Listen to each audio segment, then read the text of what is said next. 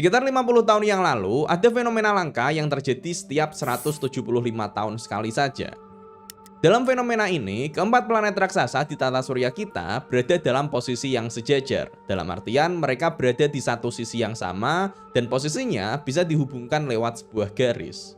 Ketika NASA menyadari bahwa kejadian ini akan segera terjadi di waktu itu, mereka pun tidak menyia-nyiakan kesempatan ini untuk meluncurkan sebuah misi yang bisa dibilang hampir mustahil.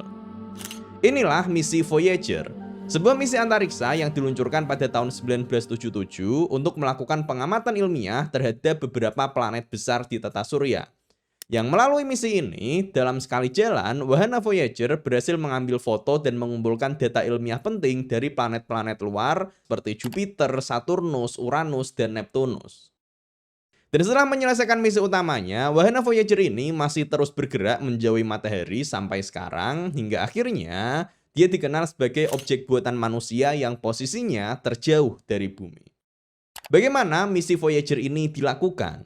Karena yang menarik adalah kebanyakan orang ngiranya misi Voyager itu hanya sekedar ada wahana luar angkasa diluncurkan begitu saja. Tapi misi Voyager ini benar-benar spesial, utamanya dari lintasannya. Pada tahun 1964, ada seorang mahasiswa magang di divisi riset NASA Jet Propulsion Laboratory (JPL) yang menjadi kunci awal adanya misi Voyager. Namanya adalah Gary Flandro, dan di waktu itu dia diminta untuk mencari apakah ada kemungkinan suatu cara untuk meneliti planet-planet terluar di tata surya kita.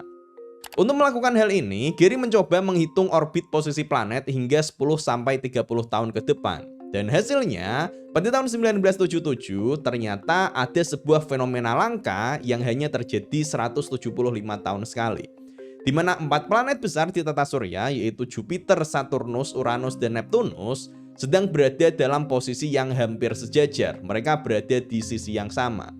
Jadilah di sini dia mengusulkan sebuah misi untuk memanfaatkan kondisi ini, di mana artinya hanya dengan sekali jalan saja keempat planet ini nantinya akan bisa diamati.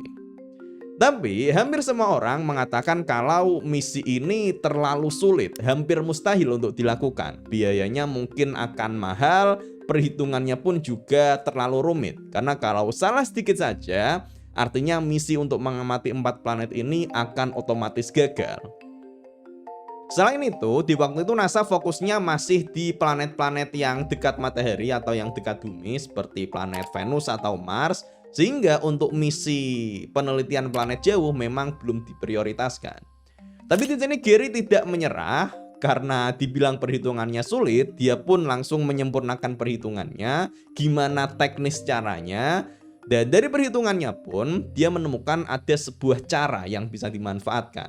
Sehingga perjalanan melewati 4 planet ini mungkin dilakukan. Dan tidak hanya itu, dia pun juga menemukan bahwa dengan metode ini, perjalanan ke planet Neptunus yang umumnya normalnya harusnya butuh waktu 30 tahun, bisa ditempuh dalam waktu hanya 12 tahun saja. Singkat cerita, ketika ide dan perhitungannya dipublikasikan, dia dapat dukungan dari JPL, dan NASA pun juga menyetujui misi ini, yang awalnya dikenal sebagai The Grand Tour. Perjalanan besar, karena ini memang adalah perjalanan besar melewati planet-planet jauh di tata surya. Dan dengan memanfaatkan sifat menarik dari peristiwa posisi planet 175 tahun sekali ini, ternyata hal ini memang memungkinkan. Begini, pada umumnya saat menjalankan misi luar angkasa, wahana angkasa akan menggunakan mesin pendorong untuk maju atau berbelok. Jadi setiap pergerakannya akan mengandalkan mesin ini lewat bahan bakar yang ada di dalamnya. Tapi misi Voyager ini berbeda. Dalam misi Voyager, wahananya tidak hanya menggunakan mesin pendorong saja, tapi sekaligus dia memanfaatkan bantuan gravitasi dari planet-planet yang dia lewati untuk mempercepat gerakannya. Inilah yang membuat misi Voyager menjadi sangat menarik. Jadi setelah keluar dari orbit bumi dengan mesin pendorong, Voyager akan bergerak ke planet-planet yang dituju. Dan ketika sampai di planet tersebut, Voyager akan menggunakan metode yang disebut dengan gravity assist. Gravity assist maksudnya adalah sebuah manuver atau pergerakan di luar angkasa yang memanfaatkan gaya tarik dan kecepatan orbit dari suatu planet di luar angkasa. Misalkan ketika Voyager mendekati planet Jupiter, di sini Jupiter selalu bergerak mengelilingi matahari dengan kecepatan puluhan ribu kilometer per jam.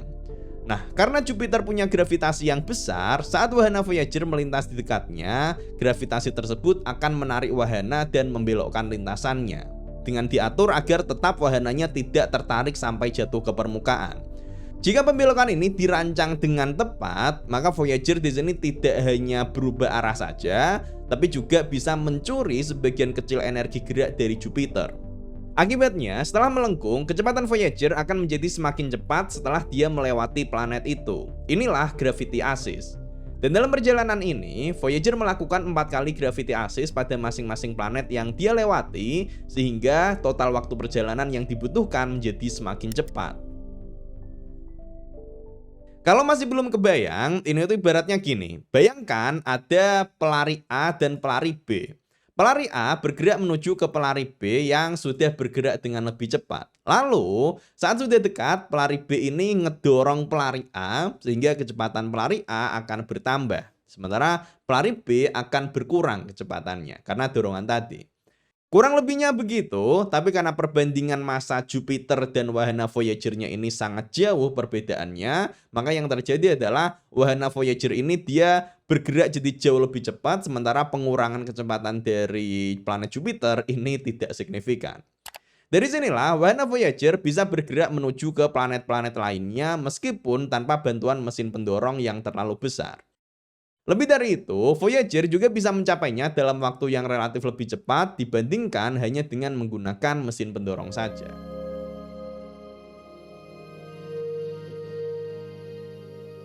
Setelah berbagai proses perancangan dan pembuatannya, misi Voyager akhirnya diluncurkan pada tahun 1977 di stasiun luar angkasa Cape Canaveral dengan 2 buah wahana, yaitu Voyager 1 dan Voyager 2. Voyager 2 diluncurkan lebih dahulu pada 20 Agustus 1977, kemudian disusul Voyager 1 pada 5 September 1977. Sebentar. Kok kelihatannya agak kebalik ya? Harusnya kan yang pertama meluncur itu yang Voyager 1 dong. Nah, jadi sistem penamaan wahana di NASA itu didasarkan dari waktu sampainya, bukan waktu peluncurannya. Nah, misinya sendiri di sini memang pakai 2 buah wahana yang sama persis tapi ditargetkan secara berbeda. Voyager 1 ditargetkan untuk mengamati lebih fokus ke Titan, bulannya Saturnus, sementara Voyager 2 ditargetkan untuk melakukan perjalanan Grand Tour secara penuh. Jadi meskipun diluncurkan belakangan, Voyager 1 itu punya lintasan yang lebih cepat sampainya daripada Voyager 2. Tapi meskipun lintasannya berbeda, kedua wahana ini tetap membawa perangkat yang sama persis, sehingga sistem-sistem di dalamnya pun juga punya fungsi yang sama. Secara umum, desain dari wahana Voyager didasarkan pada wahana antariksa Mariner yang sudah dipakai NASA sebelumnya untuk misi ke Mars dan Venus. Tapi karena tujuannya berbeda, desainnya pun juga sudah ada perkembangan. Di sini, kedua wahana Voyager dirancang dengan rangka utama yang berbentuk segi 10 dekagonal dengan antena besar yang disebut high gain antena sebagai perangkat komunikasi, serta 3 lengan sebagai instrumen optik, magnetometer, dan tempat sumber energinya. Nah, perbedaan yang paling mencolok antara Voyager dengan wahana sebelumnya, wahana Mariner, itu terletak dari sumber energinya. Pada wahana Mariner, dia menggunakan panel surya untuk sumber energinya, sementara Voyager menggunakan sumber energi lain, yaitu radioisotop thermoelectric generator (RTG), di mana dalam menghasilkan listrik, RTG ini akan mengonversi energi panas dari peluruhan radioaktif plutonium-238. Penyesuaian ini dibutuhkan karena pada dasarnya Voyager ini kan dia bergerak menjauhi matahari nih. Artinya dia nggak bisa lagi pakai panel surya karena efisiensinya akan semakin kecil. Itulah kenapa RTG digunakan sebagai sumber energi pada Voyager. Selain struktur dan sumber energinya, wahana Voyager juga memiliki sistem komputer dan instrumen sains yang berbeda di dalamnya. Dan untuk sistem komputernya sendiri, di dalamnya ada 3 komputer utama yang punya fungsi masing-masing. Selain itu, wahana Voyager juga tentu saja dilengkapi dengan berbagai instrumen ilmiah. Mulai dari satu set instrumen penginderaan jarak jauh yang fungsinya untuk mengetahui struktur, suhu, hingga bahan penyusun suatu planet. Kemudian ada set instrumen medan dan partikel yang bertugas untuk mengukur seberapa besar medan magnet dari objek atau partikel di sekitar Voyager. Lalu ada juga pengukur gelombang radio dan plasma yang fungsinya untuk menangkap gelombang elektromagnetik dari aktivitas yang ada di luar angkasa. Dan yang terakhir adalah perangkat untuk meneliti objek melalui perubahan sinyal radio, sehingga dengan ini Voyager bisa mengetahui ketebalan atmosfer hingga seberapa besar gravitasi suatu planet. Jadi melalui instrumen-instrumen inilah akhirnya Voyager bisa mengambil banyak sekali data ilmiah dalam misinya. Nah, jadi ketika Voyager menjalankan misinya ini, yang diambil tuh bukan hanya sekedar foto gambar aja ya teman-teman, tapi yang lebih penting untuk diambil justru adalah data ilmiahnya. Sehingga dari sini didapatkan beberapa informasi baru tentang kondisi tata surya kita. Misalnya beberapa pengetahuan baru yang didapatkan dari misi Voyager ini antara lain yaitu kondisi pada cincin planet Saturnus, gunung berapi aktif di Io, bulannya planet Jupiter, lalu pada Uranus diketahui bahwa medan magnetnya ternyata punya sifat yang unik, hingga pada Neptunus yang ternyata punya kondisi ekstrim, terutama angin yang kecepatannya bisa mencapai 1,5 kali kecepatan suara, serta ada badai raksasa di atmosfernya. Selain itu, tentu saja Voyager juga mengabadikan foto-foto dari planet-planet yang dia lewati dalam perjalanannya sebelum akhirnya dia mulai kehabisan energi dan kameranya dimatikan untuk menghemat daya. Dan di antara foto-foto luar biasa yang diambil oleh wahana Voyager, inilah foto Pale Blue Dot. Ini adalah foto bumi yang paling ikonik dari Voyager yang diambil pada jarak sekitar 6 miliar kilometer jauhnya. Dan meskipun secara ilmiah gambar ini mungkin tidak terlalu berguna, tapi foto ini justru membuat kita mulai menyadari tentang betapa kecilnya bumi jika dilihat dari kejauhan, dilihat dari luasnya alam semesta. This is where we live, on a blue dot. On that blue dot, that's where everyone you know and everyone you ever heard of and every human being who ever lived out their lives. Dan di samping semua itu, masih ada satu hal lagi yang sangat menarik dari misi Voyager ini, yaitu Golden Record. Selain perangkat, instrumen, dan data ilmiah, kedua wahana Voyager juga membawa satu lagi perangkat yang menarik. Sebuah piringan tembaga berlapis emas yang dirancang sebagai pesan dari manusia jika saja wahana ini mungkin ditemukan oleh alien misalnya. Di dalam Golden Record ini ada berbagai informasi yang berasal dari bumi, mulai dari foto-foto dan suara alam, kemudian ucapan salam dalam 55 bahasa, hingga musik dan berbagai budaya. Dan negara kita, Indonesia, di sini pun juga masuk dalam Golden Record ini lewat ucapan salam dari Ilyas Herun, penyiar radio dari Radio Republik Indonesia. Selamat malam hadirin sekalian, selamat berpisah dan sampai bertemu lagi di lain waktu. Kemudian ada juga foto penari, juga ada lantunan suara gamelan di dalam Golden Record.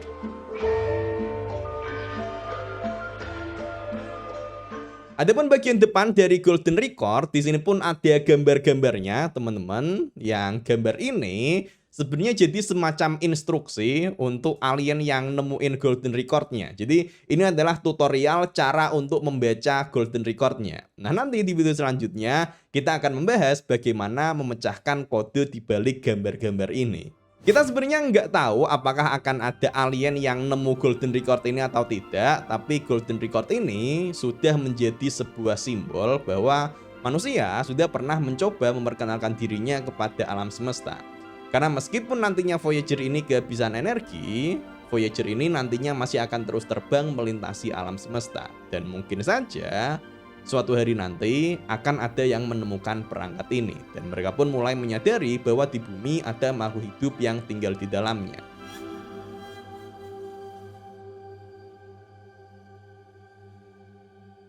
Saat ini, wahana Voyager sudah hampir 50 tahun misinya berjalan, di mana kedua wahana Voyager ini sudah mencapai jarak yang sangat jauh, hingga komunikasi dengan keduanya sudah sangat sulit dilakukan. Bahkan saat ini, hanya tersisa 2-3 instrumen saja yang masih aktif. Sehingga bisa dibilang, Voyager sekarang ini ibaratnya berjalan dalam kegelapan, sambil sebisa mungkin tetap mengirimkan data-data ilmiah yang bisa didapatkannya. Namun meski begitu, NASA masih terus berusaha untuk mempertahankan komunikasi mereka dengan Voyager melalui jaringan antena Deep Space Network, yang mekanismenya sudah dijelaskan di video sebelumnya. Sampai kapankah komunikasi dari NASA ke Voyager ini masih bisa bertahan? Nah, NASA sendiri mereka nggak tahu kapan waktu pastinya. Mereka hanya memperkirakan kalau kontaknya dengan Voyager akan segera hilang di sekitar tahun 2030-an. Jadi memang ibaratnya ini tinggal menunggu waktu saja sampai misi Voyager benar-benar dinyatakan selesai. Tapi bahkan ketika misi Voyager ini selesai, wahana Voyager masih akan terus melanjutkan perjalanannya bergerak menembus alam semesta.